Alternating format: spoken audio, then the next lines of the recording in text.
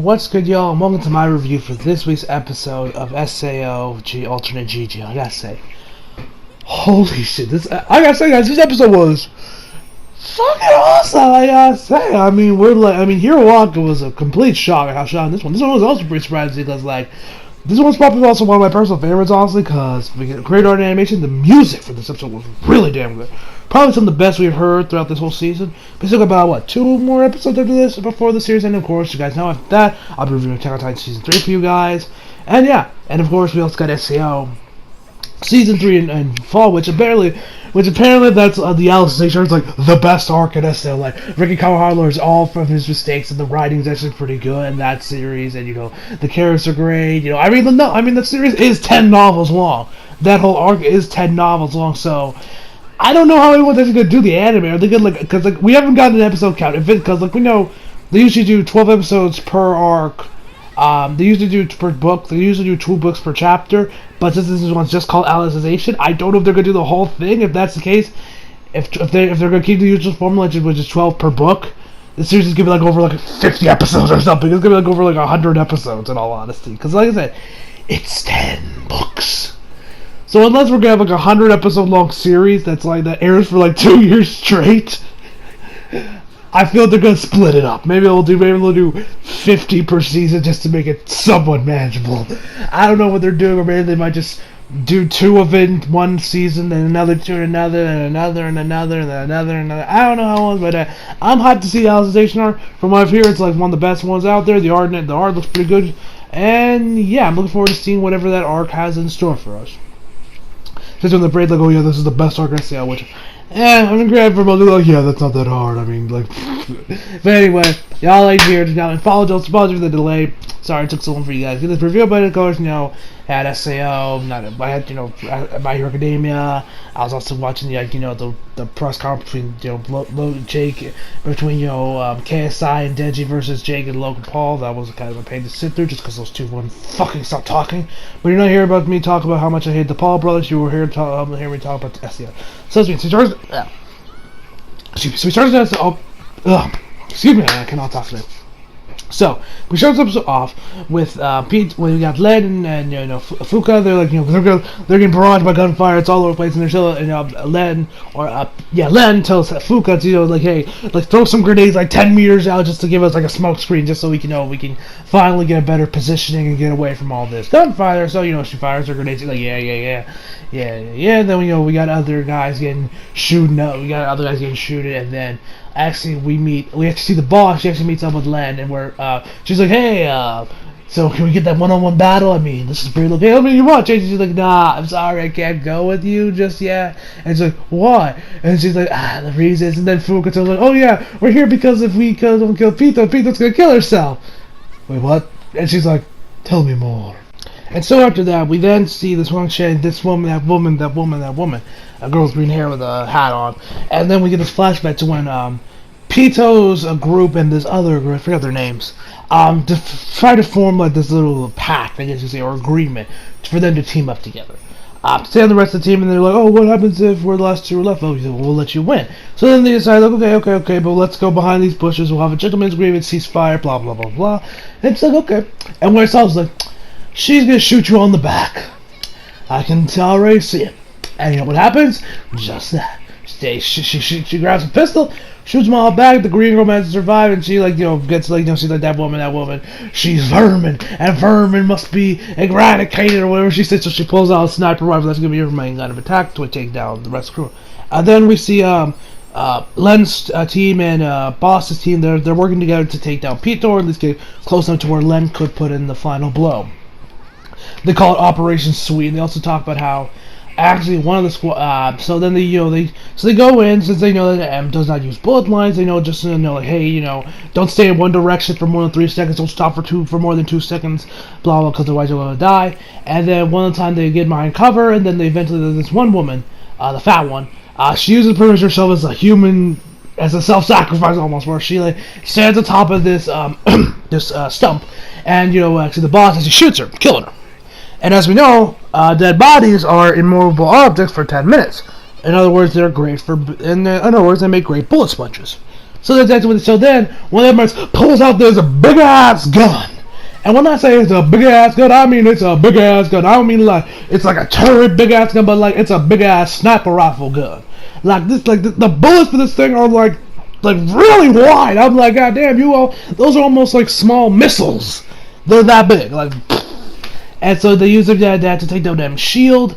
And we also find out that actually they learned about this gun from Sion. Now, whether they're referring to the Sion from Season 2, or this is like a completely different Sion, I think they're referring to Sion from Season 2, which I like. I like that the show does occasionally do make references and connect itself to the original GGO arc, which I like. I like that the show definitely shows that, this is one connected universe. Which almost like, are they like Loki trying to set like some SAO, like cinematic universe? Like, that would low-key work. Out of all the anime series, I would feel like the SAO would make for a pretty good cinematic universe done properly. There's already a bunch of spin-offs, Progressive, there's Girls Quest, of course the video games, there's, this show. Like, you could really do enough, especially if you bring an Excel World in there, because, like, we can all pretty much assure that they are in the same universe. I mean, they straight up reference Nerve Gears. So, I don't know. What do you guys think? Do you think SAO would make a great cinematic universe, especially if you bring an Excel World in there? To really show, like, this. I feel like that could work if done right in the hands of the right movie studio, whether it's Japan or the U.S., which it probably won't be Japan because they don't really have the money because they don't really have the money or the funds to really have something like this go down. I feel like that could work. Tell me what you guys think in the comments below if like a similar like cinematic universe could work. I feel like it could if you got the right people behind it, do the right amount of setup, and you don't just rush through everything. Anyway, enough of me talking about cinematic universes. Anyway, so they end up using her as then they manage to take down Pito and shield, and as well as his gun, his main sniper that he uses. So he ends up using a different gun. They end up backing away. Or we also see actually Len. She was actually hiding in the bushes of this log house, like the south side of it. Just so she would have a better chance of getting to Pito.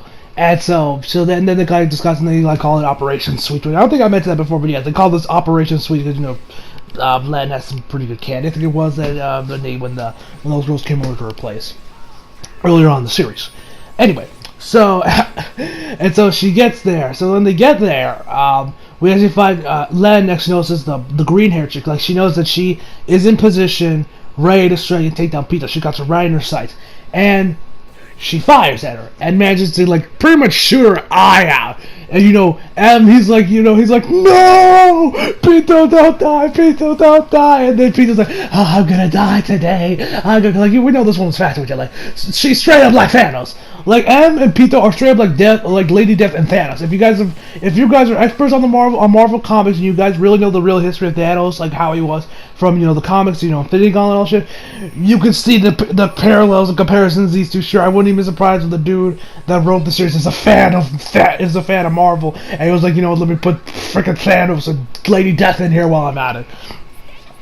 So after then, she gets her with one of those health potions or whatever they're called, and she's like, her health is still going down and Emma's just like, yeah, and Pito's like, yes, death, and then she doesn't die, and then Em's crying and all that shit. She's like, why are you crying? And then she just goes off. She's like, oh, and then Em's like, you're actually scared of death, aren't you? And then she punches him, and then she's like, oh, I love death, I love the combat, I want to finish this great venture I'm on. Blah. I don't even remember half the shit she was just losing her damn mind. I'm just like, what the fuck am I watching? And to the point where she actually passes out. Now some of you might be wondering, wait. She passes out? Isn't the new nerve gear replacements, whatever they're called, supposed to prevent that? At least when you're not, if your heart rate goes up too high or your vitals look off, they'll log you out immediately? Well, yes. We actually find out, or at least theorize, but we can pretty much sure that this is probably it, unless her nerve gear replacement is just malfunction. But I call it nerve gear replacement. I just don't know what they're actually called. I forget what they're called. I love SEO, but I don't really remember what those things are called. Anyway, so we find out that actually one of her soldiers reps is like, wait, don't tell me she's using a nerve gear, just like they did in SAO. Which I actually think that's kind of... Now, first of all, how the hell did she get her hands on one? Because weren't those, like, all... Because I'm pretty sure any, like, nerve gears that weren't sold when the SEO incident happened, I feel like they were all recalled and probably destroyed. Granted, Sugu did get her hands on one in SEO rehaul fragment, but then again, the games aren't canon. They're in their own separate continuity from the anime and the light novels. So I wonder how she managed to get her hand. Maybe she just knew someone that had one, just lying around or something. Like, I'm legit curious how she managed to get her hands on Nergir, because like there's no reason why she actually did pass out and not log out, because like I said, her heart. Like we saw what happened to Karen, Lens, like when she was like constantly always getting logged out, and her avatars were like her until she finally nailed the right one in GGO, which was a lolly. So then at the end, then she's like, yes, I got her, but she knows she doesn't kill her. Then like Len just fills her up with just like plugs her full of bullets, like, and she's dead. And so they go inside this, and so they go inside the log cabin they were in. This other group of guys also come in there to take down Pito. And I gotta say, the way this ended, only made me feel like they were actually in danger, like their lives were actually at stake. Like this is like their last straw, their final hurrah, they're on their last legs, their last breath, their last bit, like this is some shit out of Aliens or something. Like, I don't know. And so they bring her to the top room. And I kind of dig this little bit of foreshadowing you did later events later on in this episode. One of the soldiers comes up and is like, "Hey, sir, I know our orders are just take orders and do it, but let me ask you something." I'm like, what? And she asked her, like, what is Pito to you? Like, or Bea, do you like have a thing for her? And he says, yes, I want. Like, do you want to protect her? Or why are you this far? And he says, yes, I do want to protect her. And he says, well, if Sleeping Beauty does wake up, tell her to kill everyone. Which was so foreshadowing to a later event. When I saw it, I was like, oh my god. So then we see these guys like, barging. We got Len and helping out, and they're like, she's trying to get her out of there, and we just get the guys trying to do their best to take out these guys until we see, and then with the music playing, which like I said, the music in this part of the episode was like the highlight. Like the music, this is probably like some of the best of the OST I've heard of the OST. We see M actually kiss her straight out of Sleeping Beauty, which when I saw that I was like, oh y'all not even trying to be subtle up in here. Like I was like like it's so obvious that they're trying to they're ripping off that Disney movie. Like I'm like I was laughing because I was like how they actually did go through and they were actually kissing her. Then of course she wakes up like right when he had a grenade in his hand. She like holds on to it, and then we see like these guys getting shot at, and like this kind of reminded me of Rainbow Six Siege, where they use the environment to their advantage. Like we see guys from the lower hitting guys from the upper level with like their guns. Like I got like some Rainbow Six Siege vibes off of this. And then at the end of the episode, we see that Pito is rocking a fucking lightsaber. I know they're called phase swords in GGO, but let's be honest, we don't just call them lightsabers.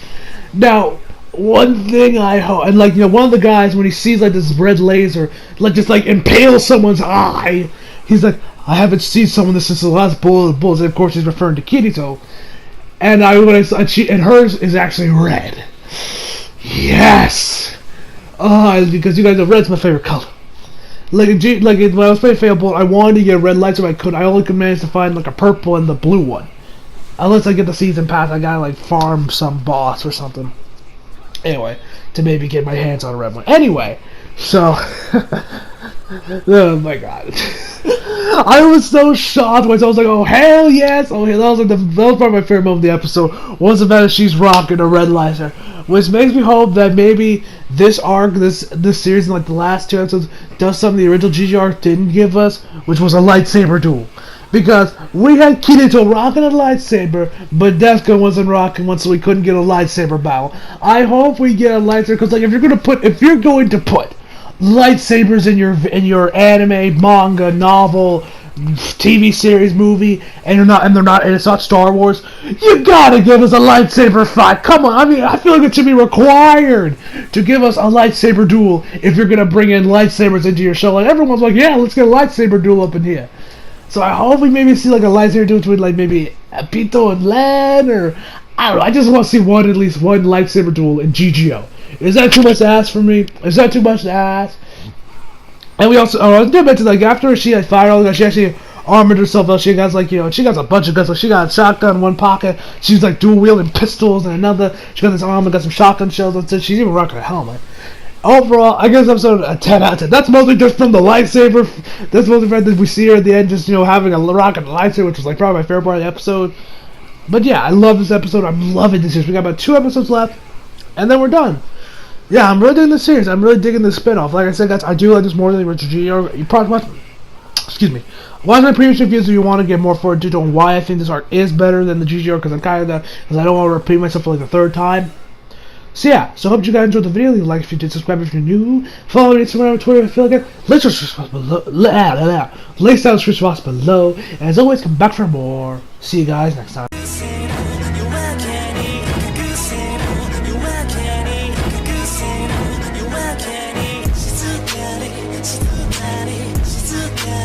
She's